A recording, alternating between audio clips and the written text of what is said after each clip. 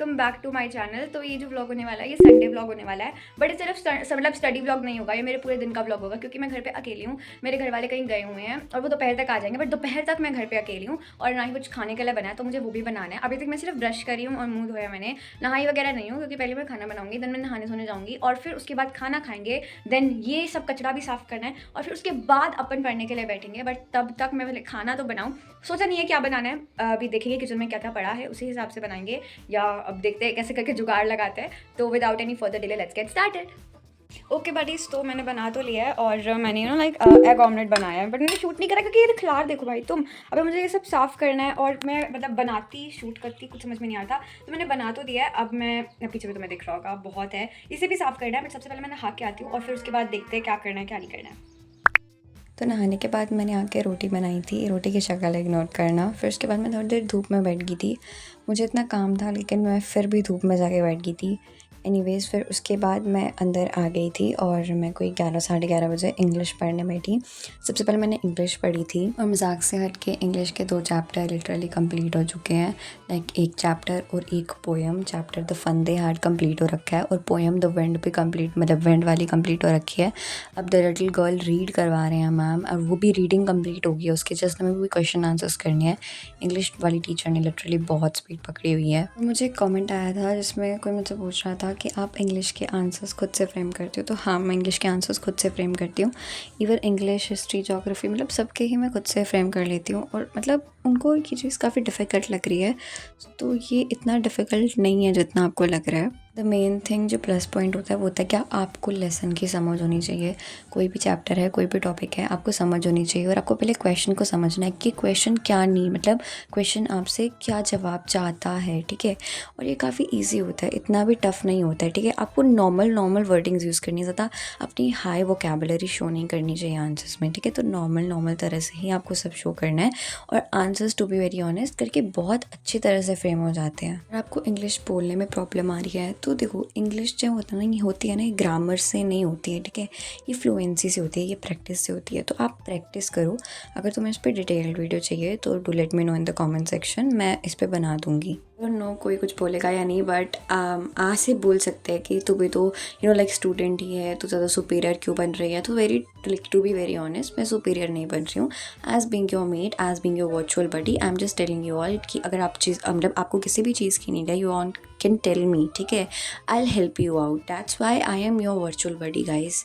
आई received many comments कि तुम्हारी video duration बहुत कम है। लाइक भाई, मैं इतनी कम वीडियो ड्यूरेशन नहीं डालती हूँ।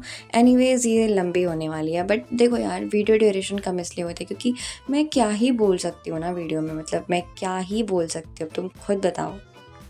तो मेरा ये सब हो गया है। ये फर्स्ट पार्ट कर लिया था, अब ये सेकंड, थर्ड, फोर्थ करना बाकी था। ये मैंने कर लिया, बीच में मैं डिस्ट्रैक्टेड हो गई थी, रील्स देखने लगी थी, बट अब ये मेरा हो गया कंप्लीट और ये मैंने सब आंसर्स खुद से लिखे हैं। लेकिन अभी जो विंड वाली पोएम है ना, वो करनी बाकी है, उसको बाद में करेंगे, अभी मैं कोई और सब्जेक्ट करूँगी। तो अब देखते हैं क्या करते हैं।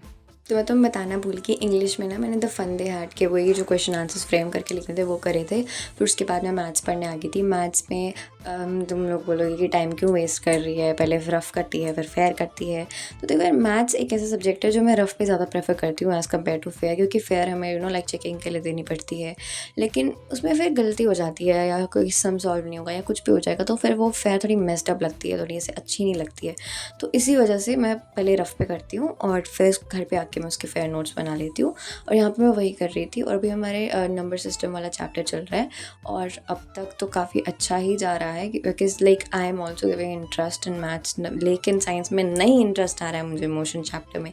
एनीवेज मतलब मैं यही कर रही थी। मैथ्स वाले सर ने तो लाइक बोला है कि मैं अपना मैथ्स तो पढ़ाने लाइक शुरू कर दूँगा, NCERTs पे हम डिपेंड नहीं रहेंगे।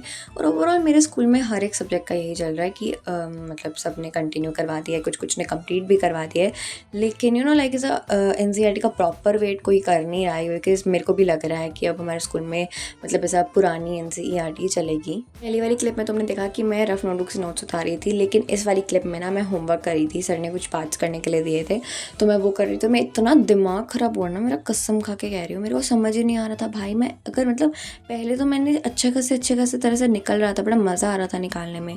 फिर जब मतलब वो वाला पॉइंट आया ना जहाँ पे मेरा पेन रुक गया, ठीक है, और मैं ऐसी हो गई थी खामोश एकदम, वो बहुत घटिया चीज़ लगी मुझे। और मैं रुक गई थी भाई, मतलब इतना मेरे को गुस्सा चढ़ रहा था, मैं इतनी फ्रस्ट्रेट हो रही थी।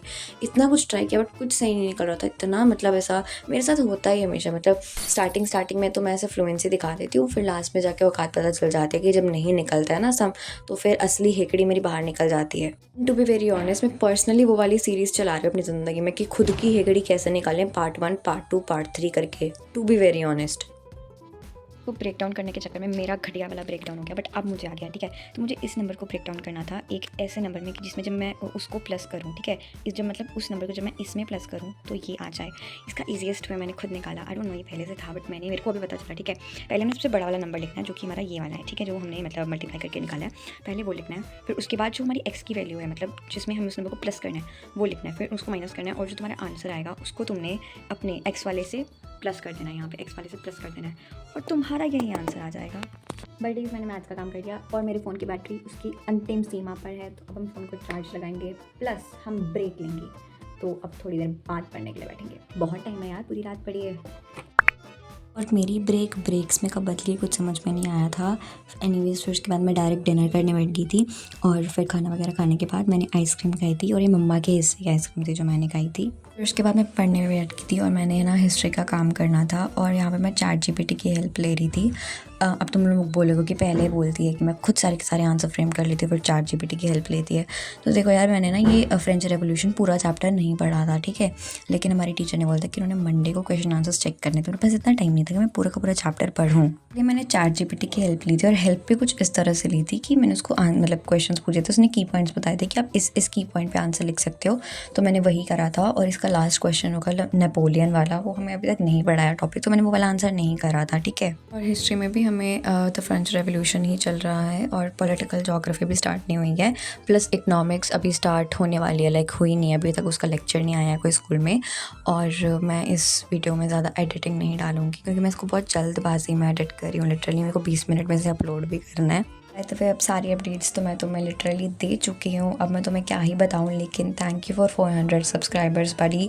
We are finally a community of 400 people and gonna be a community of 500 soon, तो जल्दी से करवा दो। मैं तुम्हें आज की स्टोरी टाइम बताती हूँ। तो आज स्कूल में मतलब हमारा इंग्लिश का लेक्चर था, जो कि था 6th लेक्चर, ठीक है। पहले रिसेस होती है, फिर उसके बाद 5th लेक्चर होता है, देन हमारा 6th लेक्चर होता है, और हमारा 6th लेक्चर था इंग्लिश का। और हमने लाइक लंच वगैरह करा था, और इतनी नींद आ रखी थी ना मुझे से ना, मतलब लिटरली मेरी आंखें तक नहीं खुल रही थी। और मैं मतलब पूरा से अपने आप को कंट्रोल करूँ कि जो उतना नहीं, आंखें बंद नहीं करनी है, मैम देख लेंगे, आंखें बंद नहीं करनी है।